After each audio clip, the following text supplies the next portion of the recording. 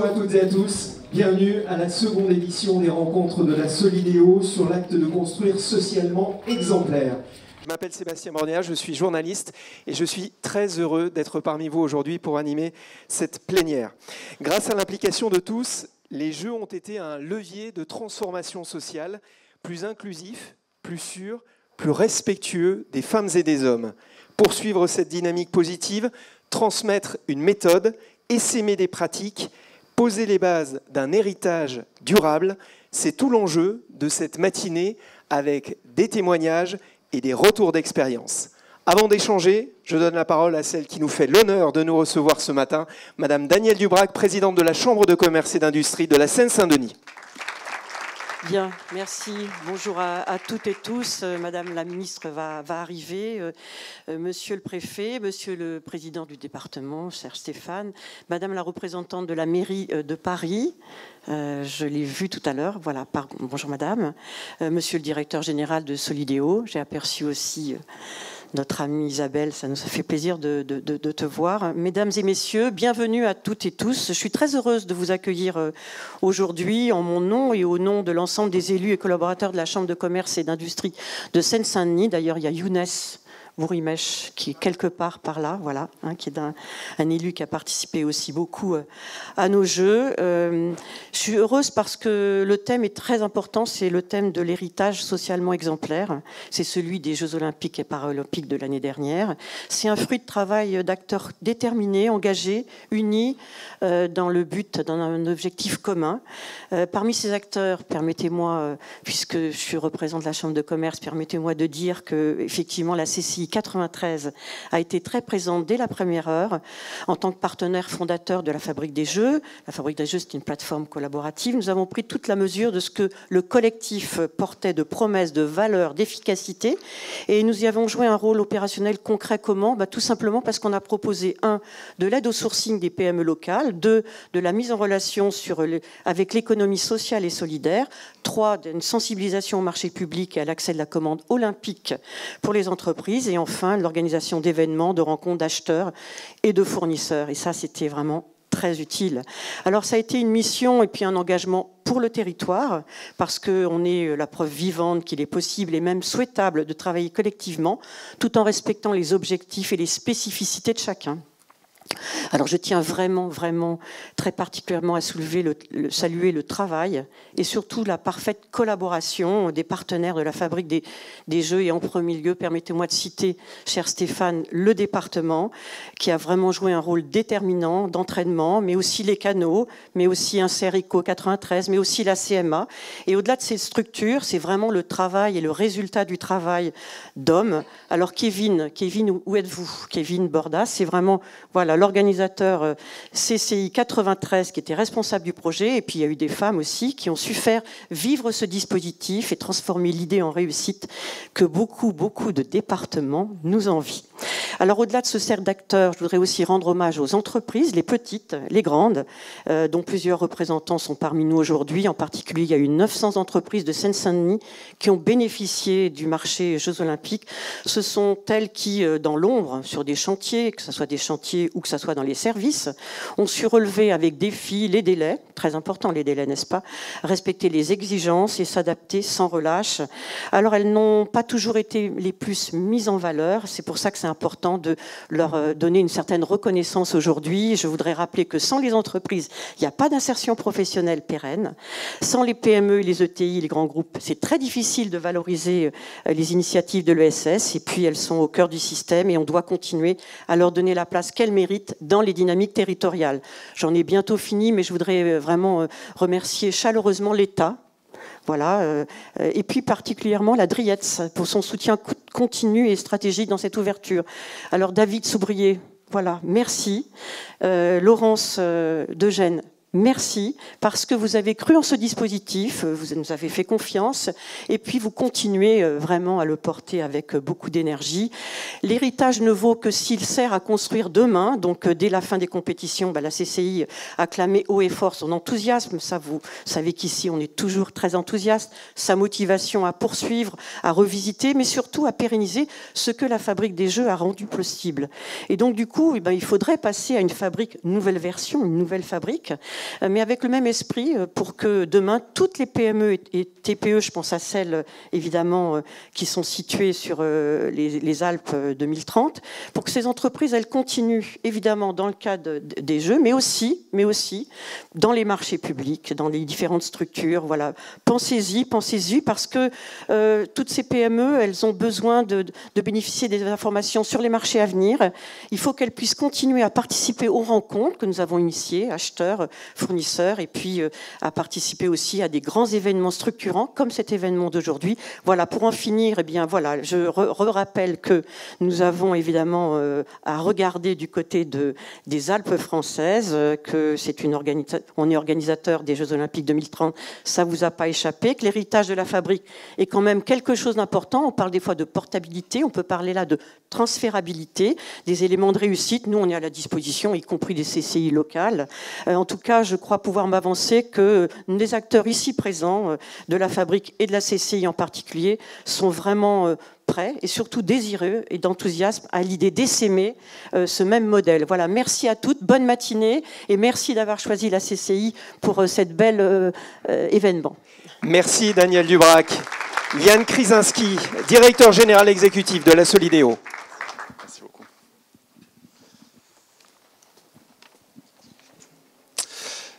Monsieur le président du département de la Seine-Saint-Denis, madame la vice-présidente de la région Île-de-France, monsieur le préfet, monsieur le délégué interministériel aux Jeux Olympiques et Paralympiques, madame la représentante de la maire de Paris, présidente de la Solideo, madame et monsieur les coprésidents du comité de la charte des Jeux de Paris 2024, mesdames et messieurs les représentants de l'État, des collectivités, des entreprises, des établissements publics d'aménagement, des maîtres d'ouvrage, des professionnels de la construction, des architectes, des bureaux d'études, chers collègues de la Solideo, passés et présents, chers amis, mesdames et messieurs. Merci à madame Dubrac et à la CCI de la Seine-Saint-Denis de nous accueillir ce matin pour la 2e édition des rencontres de la Solideo. Comme vous le savez, 2025 consacrera la fin de la Solideo dans son format actuel et l'envol de l'ensemble de ses fidèles collaborateurs le 31 décembre prochain, dans à peine plus de 6 mois. Mais avant de tirer notre révérence avec le sentiment du devoir accompli, il nous faut transmettre à la fois l'héritage matériel au territoire et à ses habitants, mais également l'héritage immatériel. Et c'est aussi, je le pense fortement, le rôle de l'établissement public que je dirige. Nous sommes au rendez-vous de l'héritage matériel des Jeux. De nombreux ouvrages ont d'ores et déjà ouvert leurs portes au public. La colline des Lancours, qui nous est très chère, le centre aquatique olympique, somptueux ouvrage, le centre de secours Henri de Glane, qui a été inauguré il y a quelques jours, évidemment le terrain des essences. Nous sommes aussi au rendez-vous de l'héritage immatériel. Pour preuve, cette 2e rencontre de la Solideo dédiée aux enjeux de santé et sécurité, de l'insertion professionnelle et de l'emploi local. Les Jeux de Paris 2024 ont été l'occasion de tous les défis, et notamment en matière sociale. Petit retour en arrière, si vous le voulez bien. En 2018, nous avons pris des engagements forts. En effet, la Solideo s'est dotée d'une charte sociale qui s'appliquait et s'applique toujours à l'ensemble des porteurs de projets et aux maîtres d'ouvrage publics et privés contractant avec l'établissement, pour que les opportunités générées par les ouvrages olympiques en matière d'activité et d'emploi profitent à tous et puissent se pérenniser bien au-delà des Jeux. Cette charte a été coprésidée par Bernard Thibault et Dominique Carlac, que je tiens chaleureusement à remercier pour leur engagement à nos côtés au quotidien. Alors en fait, nous n'avons pas fait plus grâce à des moyens extraordinaires, mais nous avons agi différemment. Avec les outils existants, en nous appuyant sur un cadre contractuel exigeant, une gouvernance ouverte et une animation de terrain continue. Il n'y a pas eu de recette miracle, mais une volonté collective d'être à la hauteur des engagements pris. La réalisation et la rénovation des ouvrages olympiques démontrent la capacité de notre pays à conduire autrement des chantiers, et notamment grâce à une culture de la sécurité partagée entre tous les acteurs, une prévention continue de l'accidentologie et une forte dynamique d'insertion professionnelle et d'emploi local. Aujourd'hui, nous sommes rassemblés pour tirer les enseignements de ces démarches, transmettre ce qui a fonctionné, et ceci grâce à l'engagement collectif de vous tous, des services de l'État, sans qui rien n'aurait été possible, des collectivités locales et surtout des entreprises du secteur public et privé que j'ai le plaisir de voir également ici aujourd'hui. Voilà, je vous remercie très sincèrement pour votre présence. Je souhaite que la matinée soit riche en enseignements et que vous répliquiez les quelques méthodes qu'on a éprouvées sur les jeux, sur vos futurs projets. Merci à tous. Merci Yann Krysinski. Madame Ivoa Alavoine, qui représente la maire de Paris, Anne Hidalgo, présidente de la Solidéo. Merci, cher Yann. Alors, monsieur le délégué interministériel, cher Pierre-Antoine, monsieur le préfet, monsieur le président, cher Stéphane, madame la vice-présidente de la région Île-de-France, chère Yasmine, madame la présidente de la CCI et monsieur le directeur général, cher Yann, mesdames et messieurs, je viens ici au pupitre au nom de la maire de Paris et présidente de la Solidéo pour partager avec vous son admiration et sa fierté pour le travail accompli par la Solidéo, les maîtres d'ouvrage olympiques et l'ensemble des entreprises ici réunies. Dès la candidature pour les Jeux de Paris 2024, nous savions que nous voulions faire les choses en grand. Des Jeux conçus par et pour les athlètes, dans des lieux emblématiques en cœur de ville, à la hauteur des ambitions environnementales de l'accord de Paris. Ces Jeux devaient également laisser un héritage social exigeant. Alors, on a innové et on a rempli nos objectifs. Santé et sécurité sur les chantiers, impact positif sur l'emploi local et développement économique des territoires. Ceci encadré par des impératifs de coût et de délai inhérents à la construction de ces ouvrages olympiques. On a innové dans la méthode avec la charte sociale. Les partenaires sociaux, les pouvoirs publics et les maîtres d'ouvrage ont clairement formalisé leurs ambitions et ont suivi leur réalisation pas à pas avec des réunions régulières du comité de suivi de la charte sociale, coprésidée par Dominique Carlac, présidente du comité sport du MEDEF, et Bernard Thibault, ancien secrétaire général de la CGT, que la maire de Paris m'a également demandé de saluer chaleureusement. Nos priorités étaient claires et intransigeantes. D'abord, la sécurité des compagnons, des riverains et du public, mais aussi l'insertion, avec 10% des heures travaillées à destination des personnes en insertion professionnelle, mais aussi la promotion des structures locales, TPE, PME et structures de l'ESS, avec 25%, auxquels 25% des marchés devaient être attribués. Ces objectifs ont été plus qu'atteints, ils ont été dépassés par leur ampleur et leur délai, avec des standards de sécurité inédits. Ces ouvrages olympiques et leurs maîtres d'ouvrage et l'ensemble des entreprises auront relevé un défi de taille par leurs efforts conjoints. L'ensemble des acteurs auront démontré qu'un chantier d'exception peut aussi être un chantier exemplaire où une attention sans faille est portée aux enjeux humains et de sécurité des travailleurs. Le défi est maintenant que ces bons résultats, par l'échange des bonnes pratiques, soient répliqués dans d'autres projets ici en Seine-Saint-Denis et au-delà sur l'ensemble du territoire français. On pense évidemment à HAL 2030. Faisons confiance donc à notre intelligence collective comme on l'a fait jusque-là. Je vous remercie. Merci Ivoa Alavoine. Monsieur Stéphane Troussel, président du département de la Seine-Saint-Denis. Merci, bonjour à toutes et à tous. Monsieur le préfet délégué interministériel aux Jeux, monsieur le préfet du département, mais qui s'est absenté pour accueillir madame la ministre qui va nous rejoindre, monsieur le directeur général exécutif de la Solidéo, madame la présidente du BRAC, je ne la vois plus, elle, à mon avis, elle accueille la ministre également, madame la vice-présidente Yasmine Camara, madame la déléguée générale chère aux Jeux Olympiques de la ville de Paris, chère Ivoa, mesdames, messieurs les élus, monsieur le sénateur, pardon, mesdames, messieurs, moi je suis bien sûr très heureux d'être parmi vous ce matin pour ouvrir cette rencontre à vos côtés, toutes et tous. Dès la phase de candidature des Jeux de Paris 2024, nous avons souhaité engager le département dans cette candidature.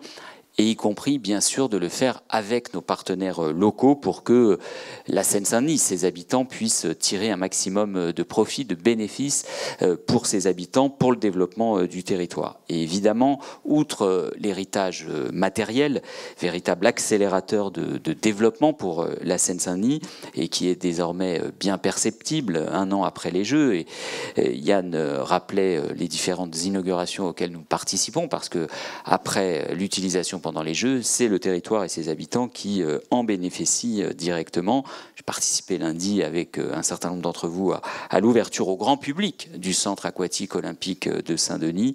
Eh bien, nous avions, au-delà de cet héritage matériel, souhaité promouvoir, effectivement, ça a été rappelé avant moi, promouvoir des Jeux solidaires et durables, finalement avec plusieurs ambitions, mais une essentiellement pour nous en Seine-Saint-Denis, faire que ces Jeux se traduisent par des retombées en matière d'emploi, d'insertion et d'opportunités pour le territoire et ses habitants.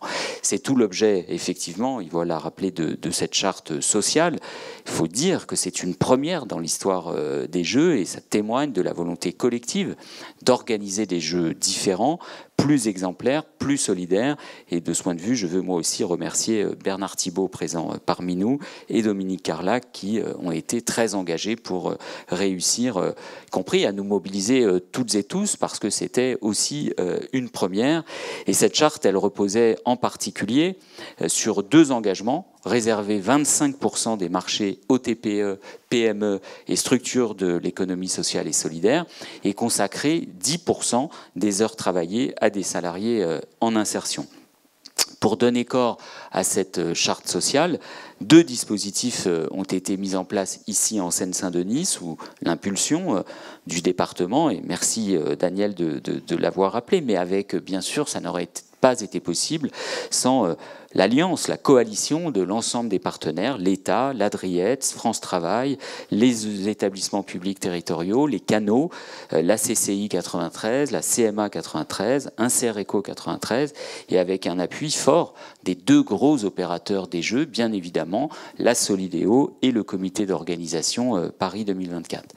Et si cette démarche collective fait si sens aujourd'hui, je rappelle qu'elle n'avait rien d'une évidence et à ses débuts, et parce que, disons-le, la tentation pouvait être forte aussi de concourir les uns à côté des autres plutôt que collectivement. Il y a donc eu tout d'abord la fabrique des Jeux qui a permis aux entreprises de bénéficier en amont de la connaissance des marchés des Jeux, en les mettant en réseau, en leur présentant les marchés bien en amont, en favorisant les opportunités de sous-traitance. Et puis ce dispositif Emploi JOP 93 qui a permis aux demandeurs d'emploi du territoire de bénéficier des opportunités créées par les Jeux, en les mettant en lien avec les entreprises qui devaient justement réaliser ces heures d'insertion. Les résultats ont été au rendez-vous puisque ce sont environ 900 entreprises du territoire, dont 100 structures de l'ESS qui ont pu bénéficier d'un marché lié au jeu, que ce soit dans le domaine du BTP, de la sécurité, de l'événementiel ou encore de la restauration, pour un montant de plus de 500 millions d'euros de retombées économiques. Et je veux ici remercier et féliciter toutes les entreprises qui ont apporté leur pierre à la réalisation des Jeux et qui ont aussi démontré leur savoir-faire qui existe donc en Seine-Saint-Denis et qui sont essentiels au dynamisme de notre territoire. Alors j'entends bien sûr que pour certains, ce n'était pas assez. Bien sûr, toutes les entreprises de Seine-Saint-Denis, et je rappelle que les Jeux, c'était non seulement ceux de Paris, mais c'était ceux de toute la France, et donc c'était bien normal qu'il y ait aussi un souci de retombées plus large que sur nos 2 seuls territoires. Permettez-moi de saluer Madame la Ministre.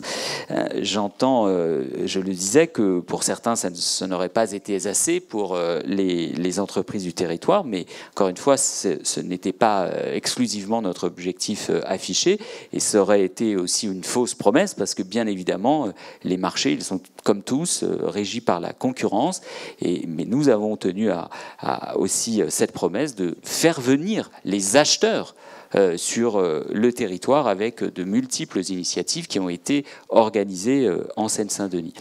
Et ce sont aussi donc plus de 4000 séquano-dionysiens qui ont pu bénéficier des heures, des contrats d'insertion.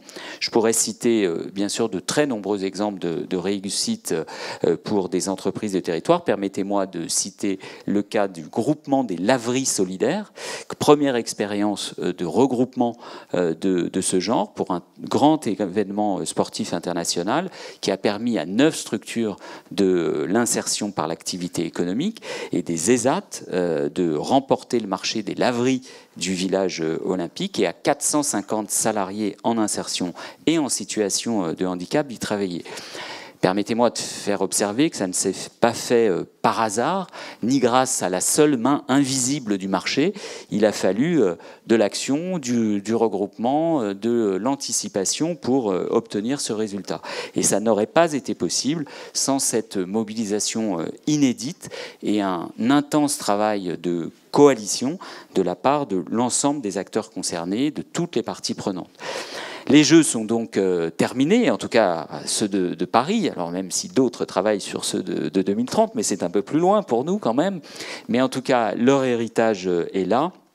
Et les dispositifs que nous avons mis sur pied, tout ce travail partenarial que nous avons su élaborer, eh bien, ils doivent aussi justement faire héritage. Nous devons les conforter, nous devons nous appuyer dessus, les approfondir pour les futurs grands projets, singulièrement dans un territoire comme celui de la Seine-Saint-Denis, qui va continuer de se transformer. J'ai l'habitude de dire que je ne connais pas d'autres territoires dans le Grand Paris et dans l'Île-de-France qui va connaître encore une décennie de transformation. Et donc, nous avons encore du pain sur la planche parce que, bien évidemment, notre ambition, ce n'était pas de nous contenter de saisir seulement les opportunités temporaires offertes par les Jeux, mais bien d'en faire un tremplin durable, tant pour les acteurs économiques que pour les publics les plus en difficulté d'insertion professionnelle. C'est donc tout l'objet de cette fabrique des grands projets que nous lançons et rendons public aujourd'hui avec l'État, et je sais pouvoir compter sur la détermination du préfet de Seine-Saint-Denis et l'ensemble des partenaires locaux. Cette initiative vous sera présentée en détail au cours de cette matinée, mais devant nous, en Seine-Saint-Denis, il y a les gares du Grand Paris Express, il y a la construction d'un centre hospitalier universitaire, il y a la rénovation urbaine qui va se poursuivre, il y a l'installation des salariés de la DGSI, du ministère de l'Intérieur dans le village, il y a de multiples projets de requalification des centres urbains dégradés, il y a la construction des ateliers Médicis à Clichy-sous-Bois, Montfermeil, donc de la commande publique et des acteurs privés également. Il va y en avoir beaucoup, et donc nous avons aujourd'hui le devoir de poursuivre collectivement ce travail partenarial engagé pendant les Jeux. Je crois que nous le devons à notre territoire et à ses habitants. Merci à vous toutes et tous. Merci Stéphane Troussel. Madame Yasmine Camara, vice-présidente chargée de l'emploi et de la formation à la région Île-de-France. Merci, bonjour à toutes, bonjour à tous, Madame la ministre, Monsieur le préfet délégué interministériel, Monsieur le préfet, Monsieur le sénateur, Monsieur le président du conseil départemental de la Seine-Saint-Denis, Monsieur le directeur général exécutif de la Solidéo, Madame la représentante de la ville de Paris et présidente de la Solidéo, Madame la présidente de la CCI, chers partenaires, je suis ravie de représenter la région Île-de-France avec cette nouvelle délégation et je suis ravie de retrouver certains visages que j'ai eu plaisir à travailler longuement puisque je suis maintenant en charge de l'emploi et de la formation professionnelle, mais j'étais déléguée aux Jeux Olympiques et Paralympiques. Donc c'est un vrai plaisir pour moi de vous retrouver ce matin. Les Jeux ont été une réussite collective et un moment historique pour la France, bien évidemment, mais pour notre région surtout. Au-delà de l'événement sportif, les Jeux ont agi comme un véritable catalyseur d'innovation et de transition. Et la région a toujours été très attentive et mobilisée pour que les Jeux olympiques et paralympiques de Paris 2024 lèguent un héritage durable et de qualité aux Franciliens, notamment autour des enjeux de formation, d'insertion, d'emploi, d'inclusion et de responsabilité. Nous l'avons vu, l'adoption d'une charte sociale, la première dans l'histoire olympique. Bravo à l'ensemble des partenaires et en premier lieu au président Thibault. Couvrant la préparation, le déroulement et l'après-jeu, nous a permis collectivement de relever le pari d'organiser des jeux économiquement et socialement responsables. Comment cela se les traduit? C'est près de 181 000 emplois qui ont été mobilisés au titre des Jeux olympiques et paralympiques, dans les secteurs de la construction, du transport, de la sécurité privée, du tourisme, de l'événementiel, hôtellerie et restauration. Et 82% de ces emplois étaient situés en Île-de-France, soit près de 150 000 emplois. Nous avions donc une obligation de faire et de bien faire. L'objectif pour la région, c'était donc de mobiliser les publics, de les former et de les accompagner pendant les Jeux, avant les Jeux, pendant les Jeux et après les Jeux. Dès le début, la présidente Valérie Pécresse a positionné la région Île-de-France comme la DRH des Jeux avec l'ensemble de ses partenaires. Cela s'est traduit que dès 2018, la région s'est mobilisée et nous avons produit différents dispositifs. Nous avons d'abord créé un lien entre les entreprises franciliennes, la Solideo et Paris 2024, afin de s'assurer qu'un maximum de marchés puissent bénéficier aux entreprises franciliennes. Pour cela, nous avons notamment organisé plusieurs webinaires d'information en présence de la Solideo et Paris 2024, que je remercie encore une nouvelle fois, à travers notre réseau Île-de-France Entreprises. Nous avons ensuite mis en place avec notre partenaire privilégié France Travail, et ils sont là et je les remercie, ainsi que les acteurs de la compétence, des politiques de formation volontaristes pour permettre aux demandeurs d'emploi de se former aux métiers nécessaires et de bénéficier d'opportunités d'emploi liées à cet événement exceptionnel. Ce qui a permis l'entrée en formation de près de 44 000 demandeurs d'emploi, 44 000, entre 2020 et 2024 sur des programmes de formation professionnelle qualifiante pour répondre aux besoins des 14 familles des métiers identifiés et cartographiés par Paris 2024, dont 25 000 formations aux métiers de la sécurité privée. Nous avons mis également, ça c'était une innovation, en place une aide régionale, une prime à l'entrée en formation, préparant au métier des JOP. Entre 2020 et 2024, ce sont 27 000 stagiaires qui ont pu bénéficier d'une prime allant de 1 000 à 2 000 euros. Enfin, une fois qu'on a mobilisé le public, qu'on les a formés, il a fallu bien évidemment mettre en relation les demandeurs d'emploi avec les entreprises ou les organismes de formation pour une embauche directe. Et nous avons donc réalisé plusieurs meet-up, 9 meet-up réalisés dans les secteurs liés à la préparation des Jeux. Et nous avons également innové dans la façon de recruter, puisque nous avons créé par exemple le dispositif du stade vers l'emploi, qui a permis également à plusieurs demandeurs d'emploi de retrouver le travail. Cette politique, elle a fonctionné, vous l'avez vu, puisque toutes les entreprises ont pu recruter et ont permis également à la réussite des Jeux. L'héritage est toujours d'actualité. Je vous donne 2 exemples. 99% des personnes qui ont été formées sur les métiers de la sécurité ont trouvé un emploi pérenne à la fin des Jeux olympiques et paralympiques. 99%, on est très fiers de ce chiffre. Autre héritage que nous avons fait réaliser avec la préfecture de la région Île-de-France, avec France Travail également, Paris 2024 également, c'est que nous avons créé au lendemain des Jeux paralympiques la plateforme, un portail dédié à l'emploi qui s'est appelé Mon emploi après les Jeux en Île-de-France et qui a été muté et qui aujourd'hui est Mon emploi en Île-de-France. Ça, c'était sur le volet emploi. Concernant la stratégie régionale de l'ESS, nous avons eu aussi une stratégie ambitieuse qui visait notamment à consolider le secteur de l'ESS en amont des grands événements et à faciliter l'accès des structures au marché des Jeux olympiques et paralympiques. C'est plus de 300 entreprises franciliennes de l'ESS qui ont été attributaires de marchés liés à la préparation et au bon déroulement des Jeux olympiques et paralympiques. Ces structures ne se sont pas contentées de jouer les petites mains, elles ont été bien souvent une véritable vitrine de cet événement mondial.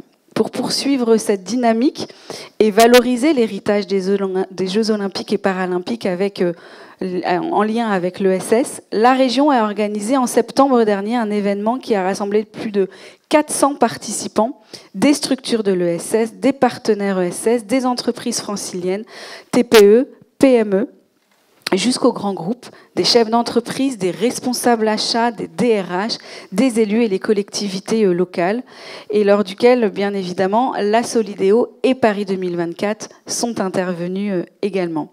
Cet événement a permis une nouvelle fois de mettre en avant les entreprises de l'ESS qui ont démontré leur capacité à répondre à des exigences élevées et qu'elles doivent continuer à être des partenaires privilégiés pour tous les acteurs économiques, et de démontrer qu'elles ont la possibilité d'organiser en Île-de-France des jeux responsables, inclusifs et durables. Vous l'avez compris, la mobilisation de la région Île-de-France a été totale et il n'est pas question de relâcher nos efforts aujourd'hui. Notre présence à tous ici, ce matin, prouve également que c'est ensemble que nous avons œuvré collectivement afin de créer un héritage commun à la fois économique, social, humain et durable des Jeux olympiques et paralympiques qui devront, nous l'espérons, être renouvelés à l'occasion de Alpes 2030. Merci. Merci Yasmine Camara. Monsieur Pierre-Antoine Molina, délégué interministériel aux Jeux olympiques et paralympiques. Madame la ministre, monsieur le préfet, cher Julien, mesdames et messieurs les élus, moi je suis très heureux de me retrouver ici avec vous et je remercie la Chambre de commerce et d'industrie pour son accueil et puis de me retrouver aux côtés des équipes de la Solideo pour ce deuxième épisode de la trilogie de la transmission. Parce que pour la Solideo, aujourd'hui, j'ai envie de dire les jeux ne sont pas finis. Puisque dans les objectifs fixés à la Solideo pour cette année, d'abord, au début de l'année, il y avait une trentaine d'ouvrages à mettre en configuration héritage. Et au fur et à mesure, les choses se font, mais enfin, c'est beaucoup de travail. Et au moment où les projecteurs se détournent un petit peu, il y a beaucoup où les équipes se réduisent, il y a un travail d'autant plus important qui est fait pour mettre les ouvrages en configuration héritage, parce qu'il reste un certain nombre de dossiers à clôturer avec des prestataires qui sont encore là, avec des financeurs qui demandent des comptes, avec la nécessité de préparer dans les meilleures conditions l'adossement à Grand Paris Aménagement. Et puis, dans le troisième objectif qu'on a demandé à Yann de remplir cette année, il y a la transmission. Et donc, on a eu un premier colloque sur l'héritage de la Solideo en matière de développement durable. Aujourd'hui, deuxième épisode sur les relations sociales et l'impact social de la Solideo. Et puis, on en aura un troisième sur la gouvernance dans quelques mois. Alors sur cette question de l'héritage social, je voudrais dire trois choses. L'héritage social de la Solideo, pour moi, c'est trois éléments. D'abord, c'est une vision. Yvo Alavoine en parlait tout à l'heure. C'est-à-dire, les jeux, c'est pas seulement une fête magnifiquement réussie, c'est aussi un catalyseur de transformation sociale. C'est la volonté d'établir une nouvelle référence pour l'organisation des Jeux olympiques et plus largement pour l'événementiel, et la volonté de privilégier la responsabilité sociale et environnementale. Deuxième dimension, je me dois de rendre, comme beaucoup l'ont fait avant moi, donc je le ferai brièvement, mais je tiens à le faire, un hommage appuyé à l'instrument emblématique qui a été la charte sociale, un instrument novateur et fécond. Et je tiens à saluer ses coprésidents, Dominique Carlac et Bernard Thibault, parce que cette charte sociale et le socle de référence qu'elle a embarqué, c'est non seulement un état d'esprit, c'est non seulement la structuration d'un dialogue permanent entre les partenaires sociaux, entre les organisateurs des Jeux et les services de l'État. J'étais heureux d'entendre citer tout à l'heure les services de la Driette, qui ont beaucoup œuvré. Mais c'est aussi une façon de faire converger les points de vue. Et ça, c'est aussi un héritage sur lequel nous devons à la fois être fiers, mais surtout très attentifs à le pérenniser, à le projeter vers l'avenir. Parce que c'est une vision, c'est un instrument emblématique, c'est des résultats. En matière de conflictualité sociale, je ne dis pas qu'il n'y a pas eu de frottement, mais chaque fois qu'il y a eu des frottements, on a pu en parler et en discuter suffisamment en amont. Bien entendu, les résultats en matière d'accidentologie sont ici emblématiques. Les résultats, les objectifs en matière d'insertion ont été dépassés. Et les objectifs concernant l'implication des TPE, PME, ETI et entreprises de l'ESS ont aussi été majeurs. Ces résultats, pour conclure, trois petits points. Ces résultats dessinent d'abord un lien avec le territoire. Le président Troussel, je peux témoigner, depuis plusieurs années, c'était devenu pour le président Troussel une priorité quasi obsessionnelle, l'impact de ces Jeux sur le territoire de la Seine-Saint-Denis, sur son économie et sur son emploi. Et vous l'avez rappelé avec beaucoup d'insistance, et c'était normal. Mais je crois qu'au-delà de l'impact direct, il y a la mise en relation avec les acteurs du territoire qui fournit un enseignement potentiellement durable et que nous devons exploiter. Deuxième remarque conclusive, il nous faut tirer des leçons. Et c'est l'objet de nos échanges aujourd'hui. Parce que, quelque part, le piège pour nous, c'est qu'on connaît la fin du film. Et donc on sait que tout s'est bien passé. Il serait donc facile pour nous de dire que tout était formidable. Mais ce qui est important, c'est qu'on puisse identifier ce qui a fait la différence, ce qui a permis de faire bouger les lignes. Il y a quelques mois, par exemple, on se demandait, en matière d'accidentologie, on comparait les résultats dans les différents grands chantiers. Il y en a où ça marchait bien, les Jeux Olympiques. Il y en a où ça marchait moins bien. Et on se disait, mais qu'est-ce qui fait la différence ? Et on a quelques pistes, mais il faudra les approfondir. La culture de la sécurité, le fait de former à la sécurité les nouveaux arrivants en permanence. Il y a la question des compétences, comment on les identifie, comment on les développe. Et Yasmine Camara a cité le travail qui avait été fait avec la région. Il y a la manière dont on mobilise les acteurs de l'économie sociale et solidaire. Il ne suffit pas de leur donner un accès théorique au marché, il faut encore mettre en place les mécanismes qui leur permettent effectivement d'en bénéficier. Tirer ces leçons pour pouvoir se projeter. Aujourd'hui, il y a, et je m'en félicite, un grand nombre d'exercices visant à tirer les leçons des réussites de Paris 2024. Ces leçons, elles peuvent se projeter à la fois sur les Jeux Olympiques, et je remercie la sollicitude des intervenants sur ce qui va se passer pour Alpes 2030. Et il va falloir qu'on reproduise ces mécanismes dans un territoire extrêmement différent, avec un marché du travail aux caractéristiques extrêmement différentes. Il y a plus largement ce qu'on peut faire pour l'événementiel.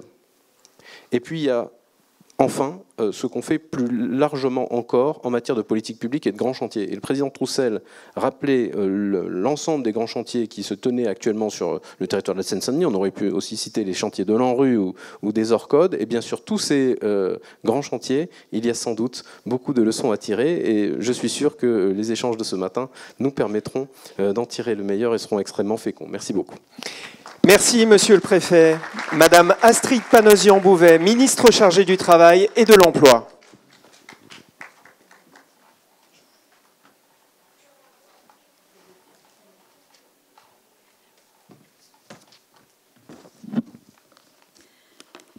Monsieur le délégué interministériel aux Jeux olympiques et paralympiques, monsieur le préfet de Seine-Saint-Denis, madame la vice-présidente du conseil régional, monsieur le président du conseil départemental, monsieur Stéphane Troussel, madame la présidente de la chambre de commerce qui nous accueille ici, monsieur le directeur général, monsieur Krasinski, et puis monsieur le sénateur, que je n'ai pas encore salué, et cher Bernard Thibault, en attendant la venue de Madame Carlac et Mesdames et Messieurs. Paris et la région Île-de-France s'apprêtent à vivre un été sans Jeux olympiques et nous aurons des souvenirs qui nous reviendront. Et il n'est pas exclu que nous ressentions un peu de nostalgie teintée de fierté collective. Mais depuis que la flamme s'est éteinte le 8 septembre 2024, eh bien, nous avons une nouvelle mission qui est de faire vivre et d'entretenir cet héritage olympique et c'est ce qui nous réunit aussi ce matin. Et toutes les composantes de cet héritage olympique.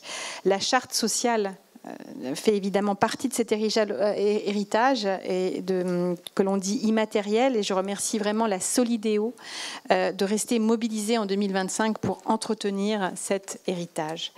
Cette mobilisation sociale n'aurait pas été possible sans l'engagement des partenaires sociaux dans le cadre de cette charte sociale concertée. Et donc je veux vraiment ici chaleureusement remercier Bernard Thibault et Dominique Carlac, nos deux coprésidents qui restent impliqués après les Jeux comme ils l'ont été depuis la signature de la charte. Vous le savez tous, la charte sociale a certains objectifs, mais moi je vais en évoquer deux de ces trois objectifs. C'est l'insertion tout d'abord, et ensuite un sujet qui nous est très cher, la prévention des accidents du travail. Avec une conviction forte, je l'espère, et que nous partageons tous, c'est que l'héritage olympique ne doit pas s'évaporer. Nous devons le prolonger lors des prochains grands événements sportifs, comme le projet Olympique AM 2030, mais aussi au quotidien. La mobilisation et l'ambition sociale ne doivent pas être réservées aux grands projets. Sur la charte sociale, elle a permis d'effectuer des milliers d'heures de travail d'insertion et le bilan de la clause d'insertion est absolument excellent. Sur le périmètre de la Solideo, qui représente les trois quarts des heures d'insertion, ce sont plus de 3 millions d'heures, bien au-dessus de l'obligation des 2,5 millions d'heures. Concrètement, 4 150 personnes éloignées du marché du travail en ont bénéficié. Ces clauses ont bénéficié au public jeune, mais pas uniquement, et tous majoritairement à des personnes peu ou pas qualifiées, à tous les territoires et d'abord à la Seine-Saint-Denis. Et contrairement au chantier sur le périmètre de l'organisation de l'événement, le problème se posait différemment. Un temps plus court, une mobilisation très intense avec un enjeu fort de coordination et de qualité de l'accompagnement. Et ce travail qui a été accompli a été absolument exemplaire. Tous les acteurs ont travaillé de concert. C'est aussi un des principaux enseignements pour la suite et en bonne intelligence, avec des binômes formés par les facilitateurs des clauses d'insertion, avec les équipes de France Travail sous la coordination également de la DGEFP, de la DRIETS et en lien très étroit avec la région que je veux ici saluer. Et c'est exactement le type de synergie que nous voulons créer partout. Je pense que le réseau national pour l'emploi, créé à travers la loi plein emploi, peut y aider. Et la qualité du travail d'insertion fait pendant Paris 2024 a été saluée. Il y a un acquis territorial qui doit se prolonger, comme l'a souligné aussi Catherine Vautrin lorsqu'elle est venue installer le comité départemental pour l'emploi de la Seine-Saint-Denis au début de l'année. Le deuxième grand succès, c'est là-dessus que je veux vraiment amplifier mon point, c'est la prévention des accidents du travail.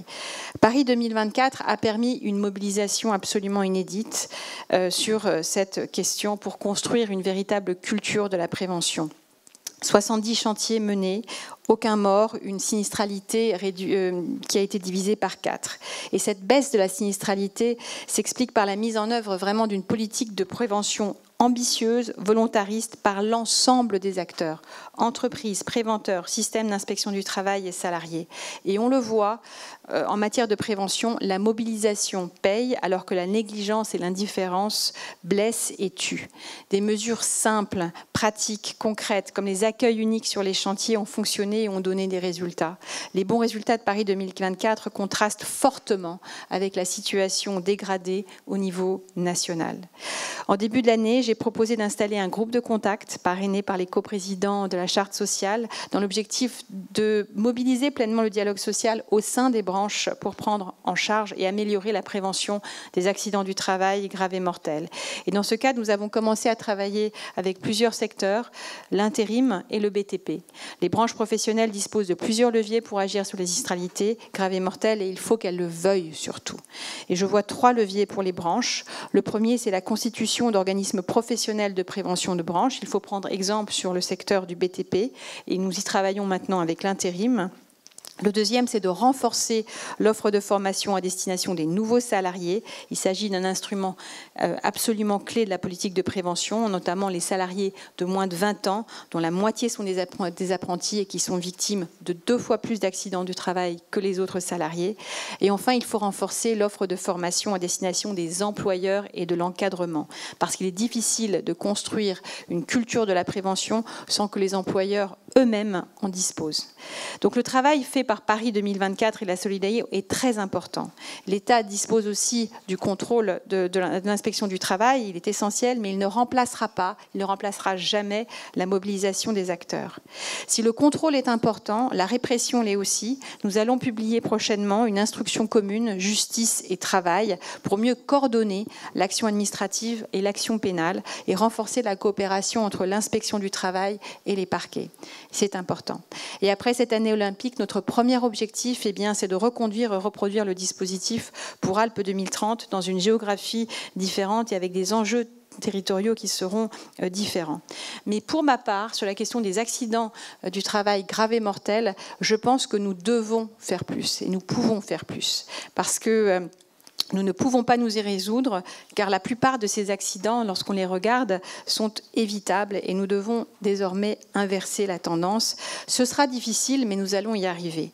Vous avez d'ailleurs montré la voie en donnant un plus grand rôle et donc davantage de responsabilités aux donneurs d'ordre. Je pense aux visites de chantier, les délégations paritaires qui ont permis aux professionnels que vous êtes d'identifier en temps réel sur les axes d'amélioration, d'identifier les actions correctives et de suivre leur mise en œuvre.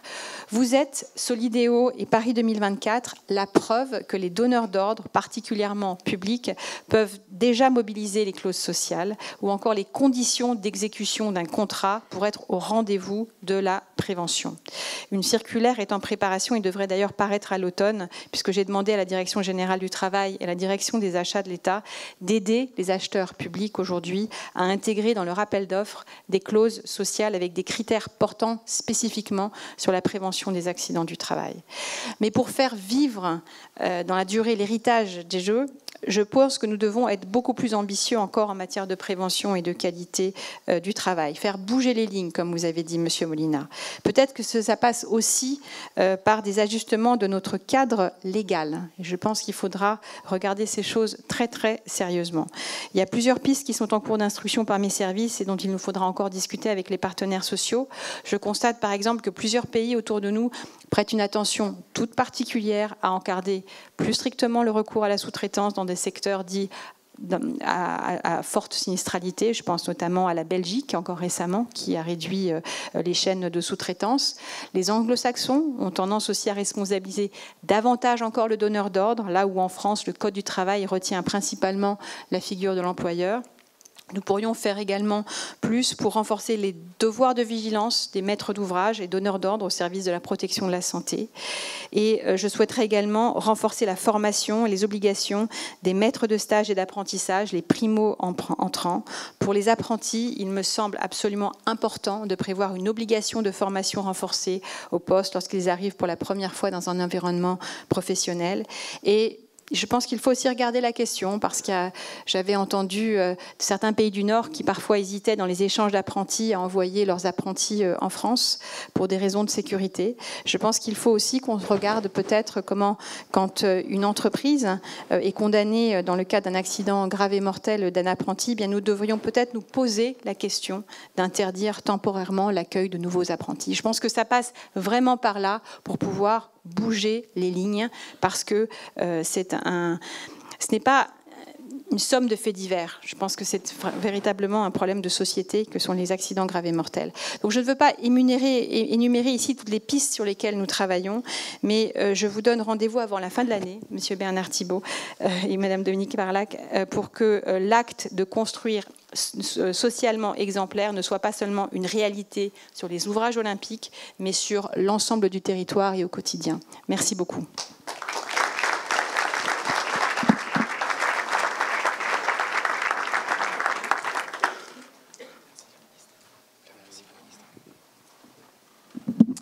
Merci beaucoup, Madame la Ministre, pour vos mots et à nouveau merci d'être présente à nos côtés aujourd'hui. C'est extrêmement fort et symbolique pour nous.